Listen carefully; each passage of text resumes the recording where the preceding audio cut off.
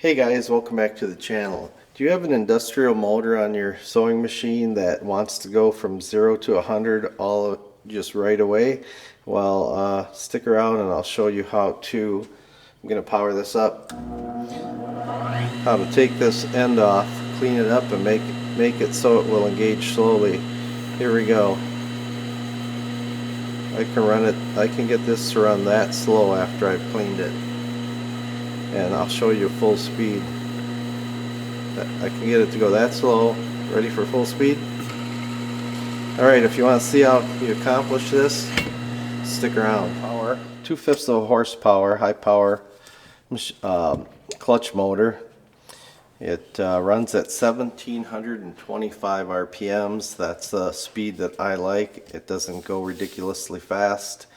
I believe there's another motor that runs at 3200, but I think this one has the typical problem where when you engage it, it goes from nothing to, from basically 0 RPMs to 1725 or somewhere thereabouts. So I'm going to show you. This came off of my Singer 241, and I'll just show you. This has probably never been cleaned.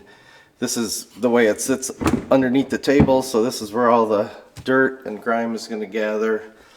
And let me show you quickly. This bolt right here adjusts the position of your brake. On this one you can actually look in here and see where it is.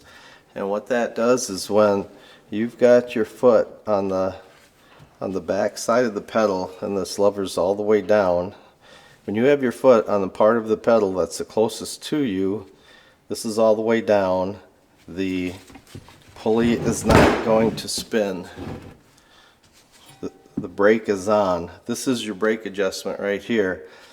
And then as you put your foot on the pedal and slowly engage the motor, there should be a space between the brake and the motor engaging, and that would be right about here, and it's freewheeling.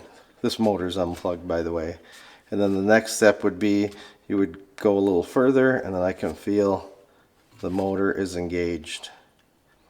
And I turned this one on earlier, and it's a fairly quiet running motor. I recommend you do everything I'm showing you with it unplugged, and obviously wear the appropriate safety gear.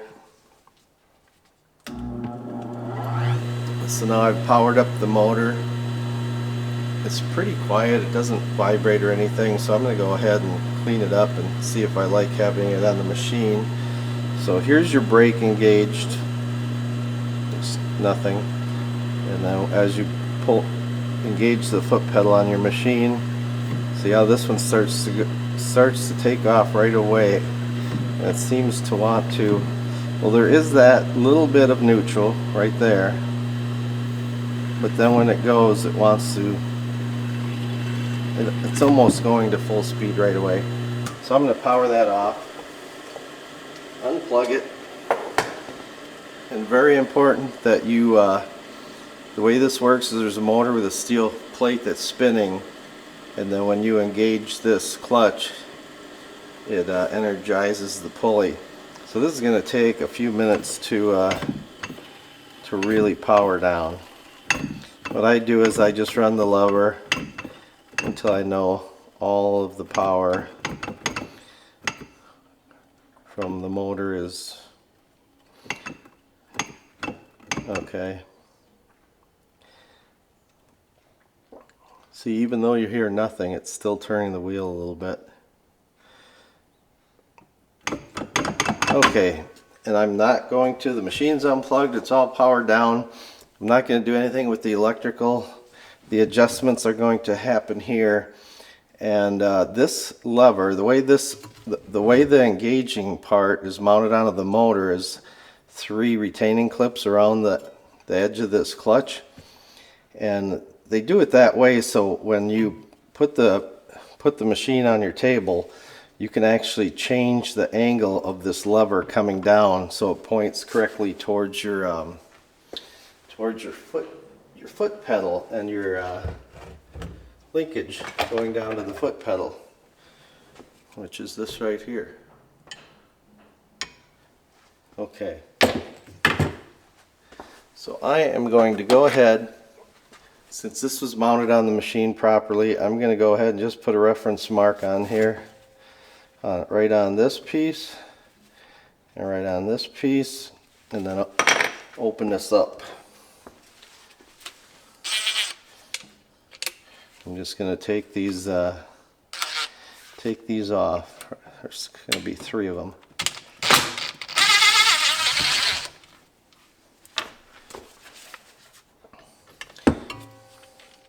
Then you'll see what's inside of here. And hopefully without hitting the camera, or hitting the tripod, I should say. These things are not light, so. Oops, hit my button the wrong way.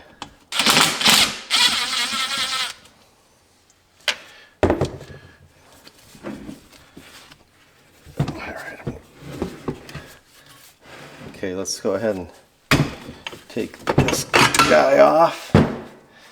Alright, this makes it easier to clean these parts too.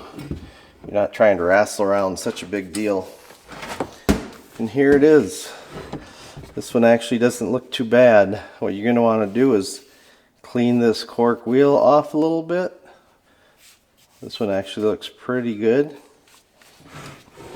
And clean this up really well.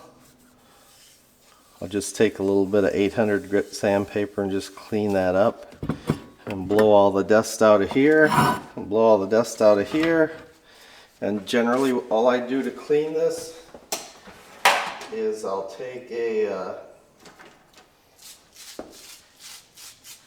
you don't want a really hard bristle brush, but just a wire brush. And I'll just take and see how that old cork is just coming off here. And just take and do this. That way, if it is, you know, if this is like really smooth, it's like it'll kind of slip on this steel. It'll kind of slip on there, and then when it does grab, it's all at once. And I found out that getting this cork looking better again helps, so it doesn't want to do that. It won't want to engage quite so quickly. So, okay, I think if you've got the idea, I'm going to clean that up off camera a little better here momentarily. And I'll show you this part here. I can take either some light sandpaper or this wire brush and just get this cleaned up. And then if you wanted to go a step further and get it really clean, you would want to use something that evaporates away, maybe like electrical contact cleaner or something on that order. You don't want to use WD-40 or anything that has a lubricant, because you're trying to get this to not be slippery. Okay, well, I'm going to get all of these pieces cleaned up. I think you understand how this works now. And then we will have to put a little bit of oil into this mechanism. Let's see here. There's a little bit of, let me see if I can find it.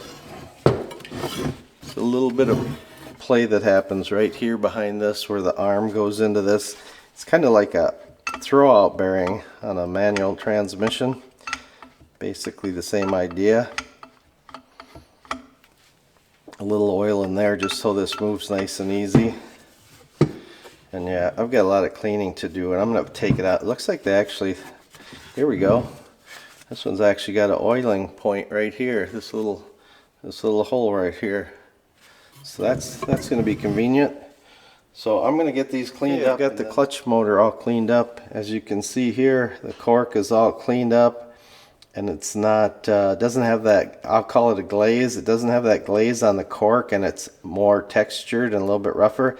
That way, I think what's happening is just kind of the high points of the cork will start to engage the this disc here and come on slower than if you have a really smooth polished surface against another smooth surface. It just all of a sudden it catches right away. So you can see I've polished this up. I just used some 400 grit sandpaper. I'm not trying to make it smoother or rougher. You can see the varnish is gone. It's all nice and shiny now. And then I did take a little bit of that contact cleaner and just put on a paper towel and wipe that off just to degrease that. So really all that's left to do now is, oh yeah, and the oiling point. This one had an oiling point, this hole right here. So that was convenient for me. And if you do go to adjust your brake on this, you'd want to loosen up this bolt. And there's actually a locking screw right here. You don't want to miss that. You've got to back this off before you can adjust the brake. I'm seeing it. You probably can't see the brake pad is right back in here. And you don't need to do anything with that. When you let off, it's gonna stop. And actually, if you press down on the part of the pedal closest to you, it's really like slamming on the brake, and you can stop very quickly. So yeah, I'm gonna line up the marks on this and put this back together.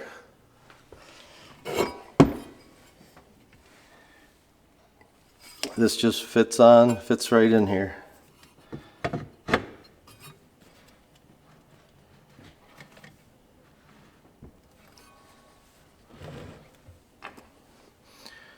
Just take your retaining clip.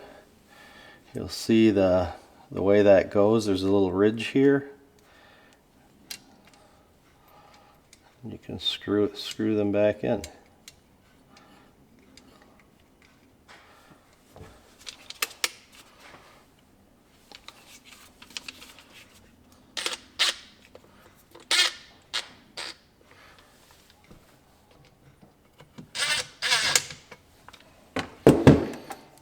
Now, if you happen to lose your retaining marks or you think you're going to need to make a few adjustments, get these snug down. You don't have to really tighten them super tight, because that way, even when this is on the machine, you can adjust this down lever to your linkage right here and get it the correct angle to your foot pedal. All right, well, I'm just going to finish putting this back together. So thanks for watching. I hope you picked up some good useful information here, and maybe you can recondition your clutch motor so you don't have to go buy a new one. And like and subscribe if you want to watch more videos like this. I've got quite a few videos on the channel already. And yeah, see ya.